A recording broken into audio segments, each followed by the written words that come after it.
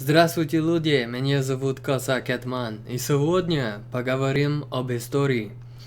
Hello everyone, my name is Kosa Ketman, and today we will talk about history. The purpose of today's video is to set up context. The context for which the rest of my videos is going to be based on. I alluded to it in the introductory video that I'm going to be trying to bring an objective view of history, historical arms, armor, and techniques in Eastern Europe. So this is going to be, like I said, a pretty big undertaking, and I'm probably not going to get it right, and I don't expect everybody to agree with me. In fact, that would be, I expect the opposite. Now, let's talk about setting up this context, and please excuse me for the natural lighting that is just bleeding through here. Anyways, so the first thing that I need to talk about is that there's always going to be bias in history. If anybody's taken a history course before, or took a historiography course, even better, which is essentially the history of history, you'd understand that bias is an inherent part of the process, the experience in the writing or telling the story of history, because that's what a history is a story, right? Written by certain people for certain reasons. That's why, if you, like I said, you've taken any history class, you know that primary resources and sources are, what you should be researching your own material on, because it limits a lot of those external influential factors. However, there is always factors influencing those sources. Even why is this person talking about these events, and what could influence what he's saying, right? All of these sorts of things. So at the end of the day, that's something, the first caveat that you really need to take into account and remember when I'm presenting my materials and the certain evidences that I choose to present, is that inherently there's going to be some biases. And what biases may I have? Well, we'll find out. There's different, but I can at least say what biases or perspectives exist currently in the schools of thought on Eastern Europe. So, and this has to do, ultimately with what history is based off of, right? Evidence. And this can be in terms of physical evidence, because for the region of Eastern Europe, there's not a lot of written evidence like there is in the West. And that is mainly because, unfortunately, throughout the way that history went in the region, there wasn't a lot of opportunities to write things down, or there wasn't a practice of writing things down. However, Kievan Rus was very advanced civilization for its time and for the region, and there were universities there, but then the Mongol invasions happened, and that really shook up all of Eastern Europe, and definitely Western Europe and many other parts of this world. So a lot of things were destroyed, a lot of practices stopped being done, and then past that, then really the only record keepers were churches, in the small villages, if they were lucky to have that sort of record keeping present. And the type of records that were kept there were pretty much birth, death, and maybe marriage certificates. So that's why, if anybody in the West has ever found that they had Eastern European heritage or roots, and they wanted to go and try and do some genealogical research and ancestral research, it's very, very hard, right? I'm sure there's many people with those sorts of experiences.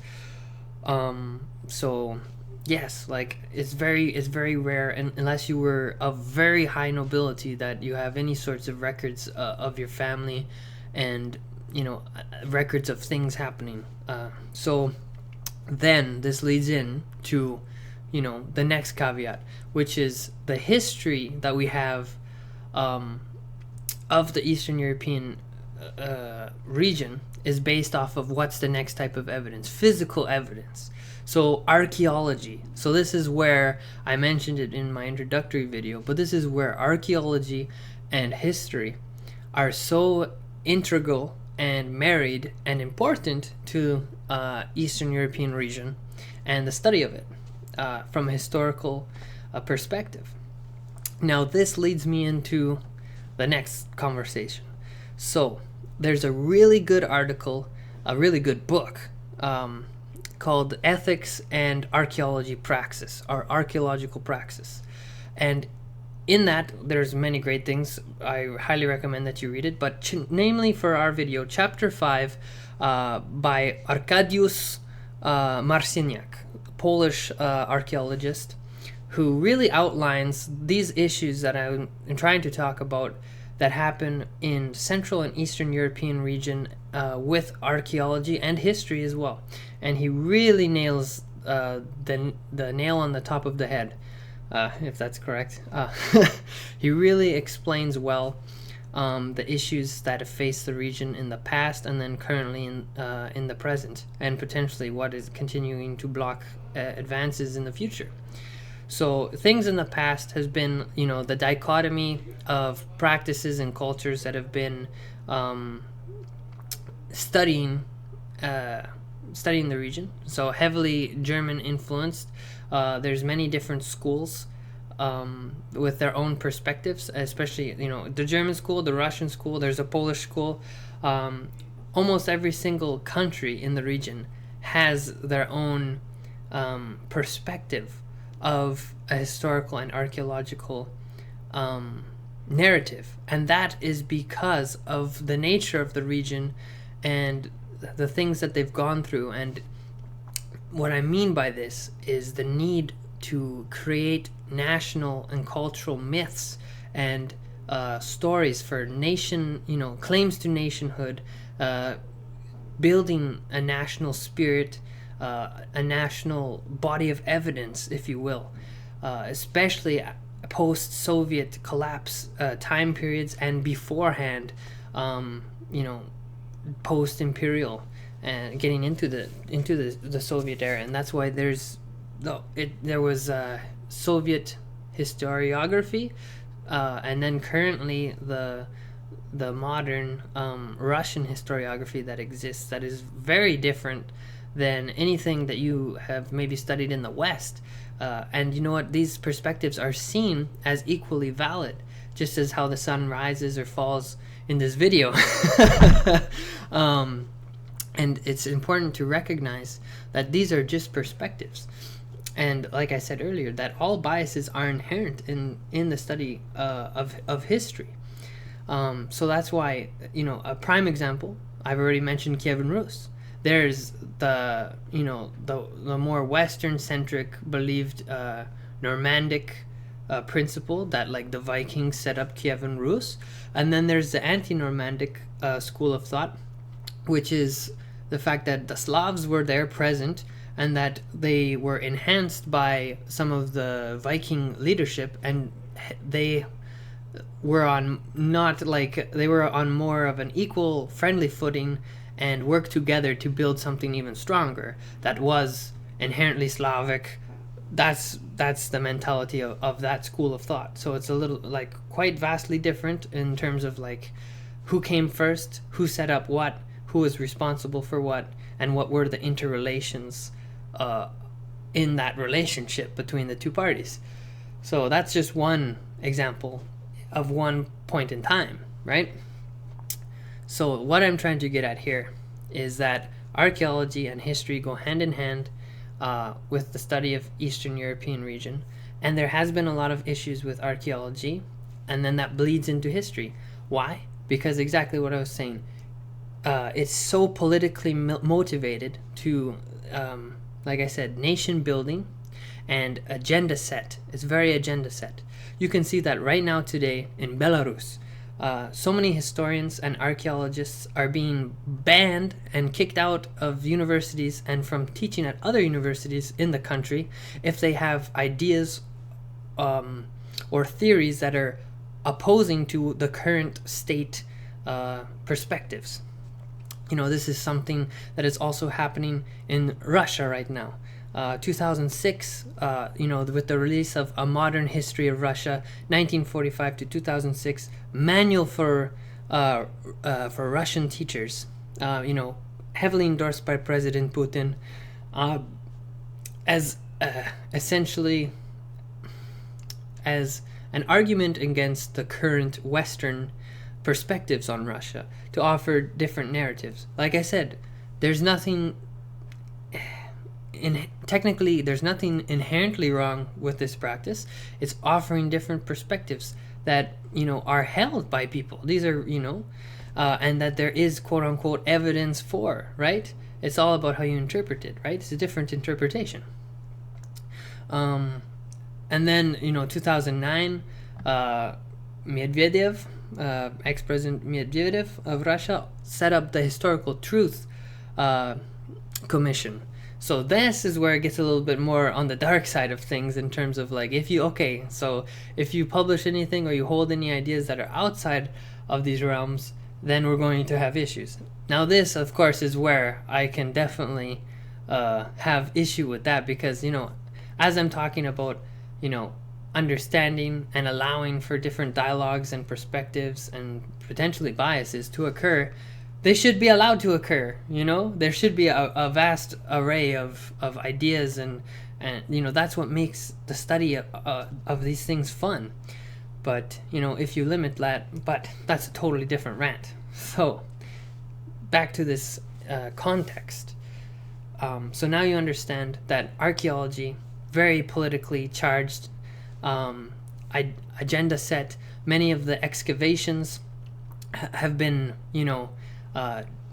set up, and then the artifacts interpreted due to a certain agenda, to fit the mold, right? Literally forcing the square into the round hole, so that it fits what they need it to be, right?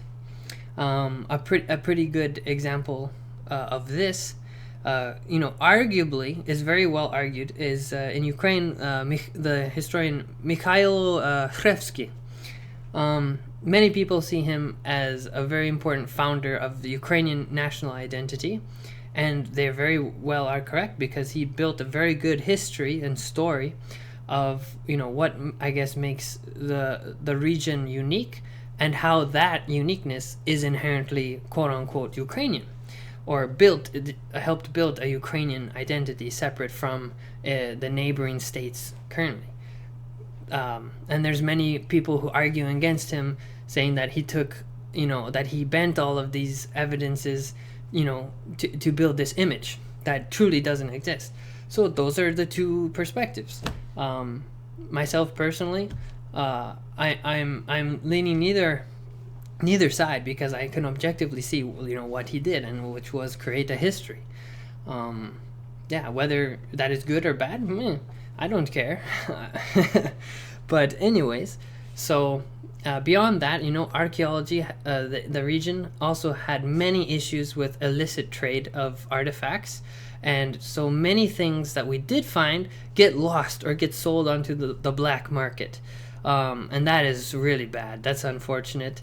So, of the evidence that we need to build more of the written history today, we're losing and have lost so much already. And then not to mention that, during the imperial era, the Russian imperial era, I should specify, Soviet era, so much things were censored, so many documents and artifacts, destroyed or expunged, or like I said, censored, kept under wraps, that, who knows how much we've lost, to history, and already, like I stated, the amount of things that just weren't documented in the first place, because there wasn't a practice in regards to any of that. Us East Slavs and West Slavs been fighting since time immemorial, so we don't always have time to, write something down on a napkin in the middle of a battle. Essentially, there wasn't a practice of that. So these are some very important caveats to keep in mind, and that is the context that I wanted to build with you today, so that when we present information, on the region in terms of the martial arts, the arms and armor, the battle techniques. It's so important to know and question, where is this coming from? And I always will tell you, where is this coming from? What perspective is it informed by? What school of thought? And then where that is rooted, how I've been arguing, is that comes from an archaeological schools of thought as well. So, and the thing is, like, there's not wide debate, even though there are many different perspectives and schools of thought, there isn't wide debate on these vast differences, which is something that's really important, that needs to happen in order to build a consensus on the region, and there isn't one right now. So that's why I'm here. That's what I want to try and do, is kind of surf through all this grand amount of things and boil them down into subjects that will be fun for everybody, still to make it fun, but also to try and make it as objective and historically accurate as possible, even if that means saying, hey, all we know actually about the Polish winged hussars is 12, 15 things, and we don't really know their tactics. That's obviously not true, but like an example, especially the farther you go back, the harder it is to possibly theorize about certain cultures and certain certain events that happened. Especially a good example is like the early Kievan Rus time period. How did they fight? How did the famous mythical Bogatyr, how did they fight? What were their techniques? What were, So these are good prime examples, and it's important to just keep this context in mind, and that way you'll be able to better interpret and see what I'm talking about, why I bring certain perspectives, why I present certain evidences and details the way that I do, to try and give this very overall complete a picture as we possibly can about the region, about certain things, about certain characters, even about certain weapons themselves. So yes, all right, thank you very much for listening to me ramble today. I hope you have a great day, and I look forward to seeing you on the next video. Please comment down below if you have any experiences with being censored, or with any of these different clashing perspectives in history on the region, archaeology, or any sort of interesting stories like that. And especially leave comments on some topics that you'd like to see me cover. That would really help me get started on trying to make some interesting series for this channel. So thank you very much if you have been watching, and all the best. Это все. Спасибо большое. И пока. Thank you very much for watching. Have a good one. Take care.